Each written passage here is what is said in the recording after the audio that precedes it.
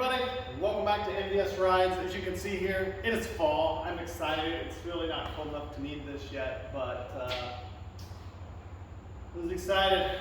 It's my favorite is to do stuff out here and have just a nice light jacket, hoodie on, whatever. But there's a couple things that come with fall: pumpkins, black cats, witches, Thanksgiving, Halloween, curses. That brings me to my next topic, the cursed Camaro. There's honestly just cars that you love and you don't know why. And this is one of those cars. I had a nice, successful drive home, I think it was about 7 years ago. And I thought, this is going to be good, you know, this is going to be great. But I have spent more time working on it than I have actually behind the wheel. And the problem with the working on it is I have to do it so I can safely drive it. It isn't one of those like, you know what, we can go without it for a little bit, it's fine, it's not you know, you don't have to have it, it's not necessary.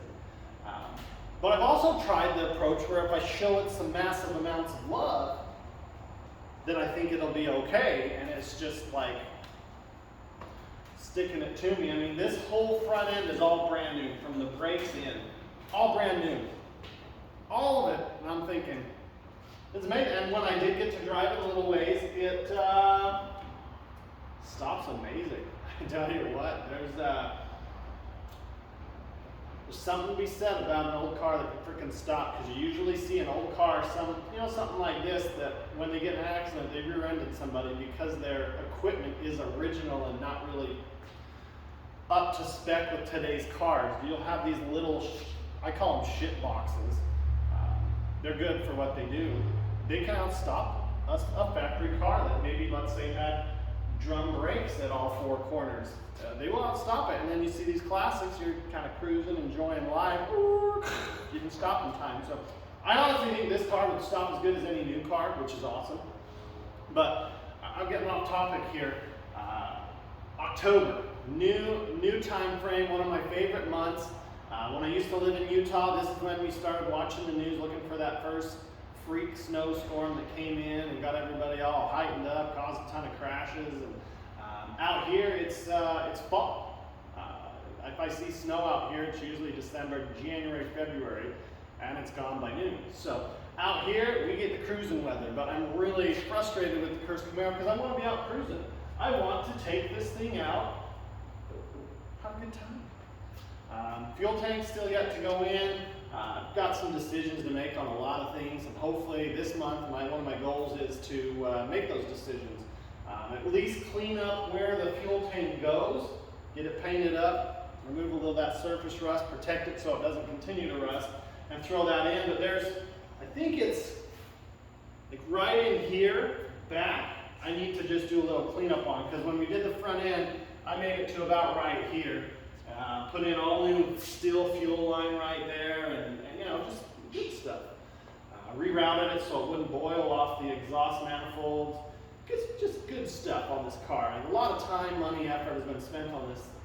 I call it a pile sometimes, but maybe that's why it doesn't run good. But I just want to have a little bit of a victory. So this right here is the front chin spoiler. Let me make sure we're looking at it. One of those times that the cursed Camaro has helped to earn its name. I was cruising it. I think I was taking out a loan on this because I had it. It was paid for, I had it. To purchase this 1973 door Suburban. And I was like, I have this, I will do a loan on it so I can go buy that. And sure enough, I get it there. They had to hear it run. I'd done a tune-up on it. Everything was good to go. I get it there. I felt bad about it. I told them it's supposed to snow. I said, I'll probably bring it on a trailer. You can start it up, do whatever you got to do. And they said, okay. But I'm like, no way, dude. I have made this thing solid as can be. It's got a good running 350, a good running trans, solid rear end. We are good to go. Yeah, I made it there. It ran, it started, I started coming home. Nothing, just nothing. Died in rush hour traffic because I had to work, got home early. Anyways, I finally get the trailer there to take it home, and by this point I pushed it to the gas station. It only took like a gallon. I thought maybe I'm out of fuel like an idiot. I didn't check it, gauge doesn't work. Nope, I had plenty of fuel to the tune of 20 plus gallons. So we go to get it on the trailer. I did not have my race ramps, and this hit the trailer. Freaking sucks, but it is what it is. So what was in that box is a new one of these, and I think what I'm gonna do, I'm gonna get the new one put on here. We're gonna start October off right. We're gonna get the new one up on here. I'd really like to get rid of this. I don't plan on running a front plate. I think they look stupid, but we could put like a USA 1, year 1, something on there.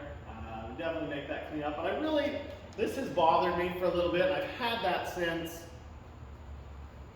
I think it's been since Utah, because it happened back then. I ordered one and it came across the country riding in the car, and yeah, so it's time to put that on.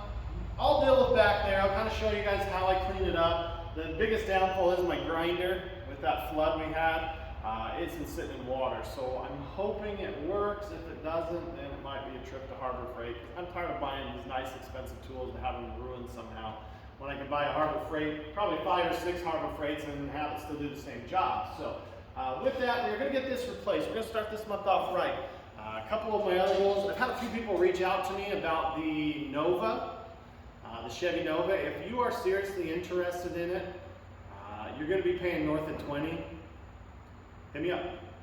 Instagram, NBS Rides. We can probably work something out. I'm not 100% I'm going to sell it either. I've got just some ideas floating through my head. There's a couple other things I'd sure like to try.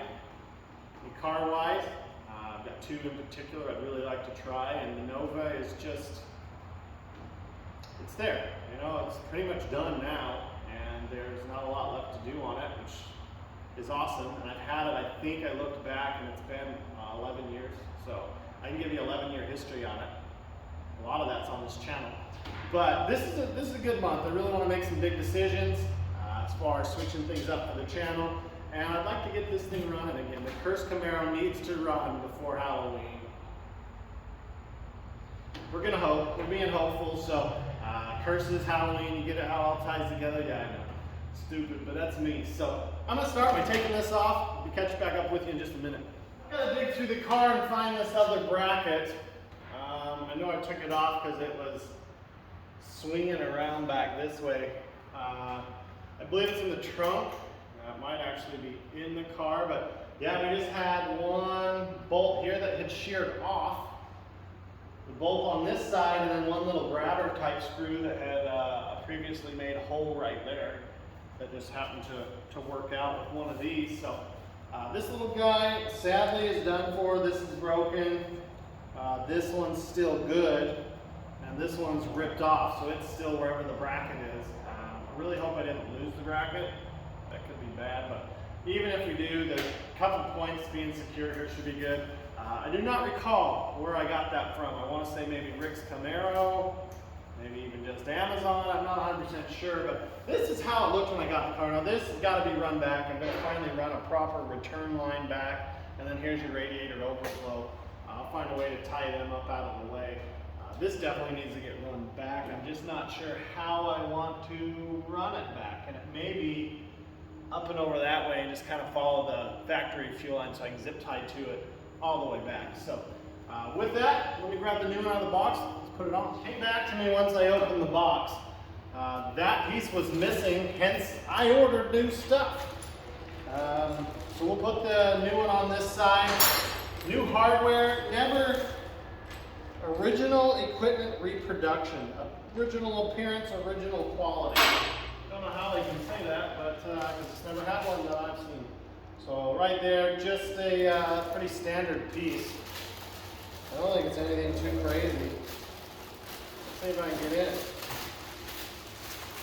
I was tempted, I remember, to go with the carbon fiber, but nothing else on this is carbon fiber, so I thought, why waste the money? It looks nice. It looks a little, of course this has hit so many curves.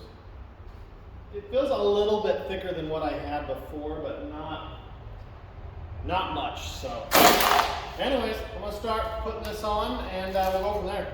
I would say we were off to a great start in October. New one's up, put a new support here. What's the other new support here? I'm not gonna run a center support. It has a bolt up here. I don't see the reason to try and figure out what it's supposed to hook to, but that looks good. Now it just needs a little probably armor all on it, clean it right up. This one actually fits better than the last one did for some reason. It lines up better over here, it lines up better over here. Little bit of tweaking probably is what I'd like to see. There are holes up top here that you could drill out to put it in, but where I don't even remember what this was from or this place, I'm not going to do that. So I would just leave it there, call it good, watch out for trailers, I guess. Yeah, overall that looks good. It feels good to get something done on this car. I wish I could just go drive it, but we're not quite there yet. Potentially, I need a fuel pump as well. It's hard to tell. This Phytech unit and the other Phytech unit I have, both of those low pressure gauges don't work.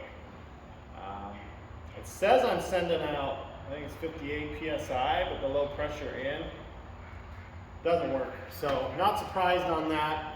I'm about, I would say about 4 days away from throwing this Phytech somewhere else back in its box and putting a carb back on it. With what Bobby helped me with, the car should just be turnkey and go, but it's just one thing after another. That's why it's earned the cursed Camaro name. I just, this is the time of year I want to go cruise stuff. So another goal probably for this month is to just kind of get out and drive. If I can bring you guys along, Frostbite's itching to go out for another rift. The Dodge, I take the Dodge out all the time. The blue Suburban is getting there. The Fox body needs this thing to move so it can come up here. The GTO, I need to get up here, finish wiring those exhaust cutouts up, put in the new ignition switch, possibly a new neutral safety switch, and just go from there. So again, seriously, if you're interested in the Nova, shoot me a decent offer and maybe we'll make something happen. Other cars I'd probably be willing to sell: orange Suburban, 76, big block, factory big block 454 truck, and possibly the Fox body. So I've got to move something to get what I want. It's not free, nothing's free anymore. Y'all live in the same world I live in. If you think things have gotten better priced, you're dumb shit. So with that, parts are harder to come by, they're more expensive. You got to do what you got to do with what you have, but at the same time, people are still loving on these old cars. The value of them is holding. I still think it's possibly still going up. You're not seeing something like this go for, you see people list it for $80,000, $90,000. I don't know if they're selling. I don't know. But the value of this car is probably at least double, if not more than that, than what I bought it. So do I believe old cars are a good investment? I still do.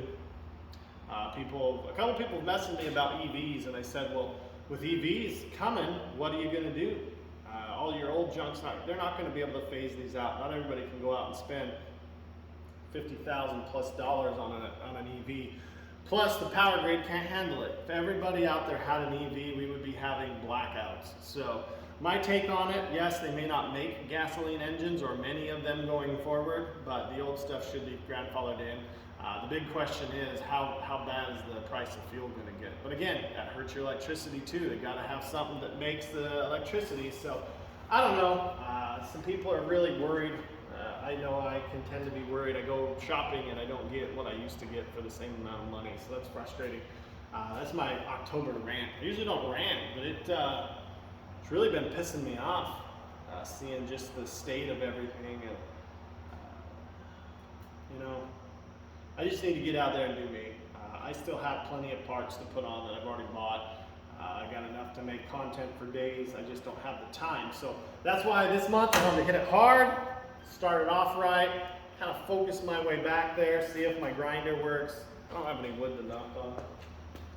Oh, there we go. Let's hit this. We'll knock on wood that it still works. If not, we'll try and figure out another one or see if I've got another one down in the basement. But this car, I think, will be on the road by the end of the month. At least able to move itself by the end of the month. That's kind of what I'm saying. I would like to see. So with that, thanks again for 6,000 subscribers. We keep going up. Again, if you haven't subscribed, please think about doing so. Get back into the swing of things here. I remember back in the day, I'd just take you guys along for cruising frostbite, especially come like November when a lot of people are in snow, and I'm down here in 70 degrees. So those are the days I'm looking forward to. Days like today, it's like 74, 75 out there, and instead I'm in here, but that's not bad either. I mean, it's not 100 plus out here. It's pleasant. So with that, thanks again. We'll see you on the next one.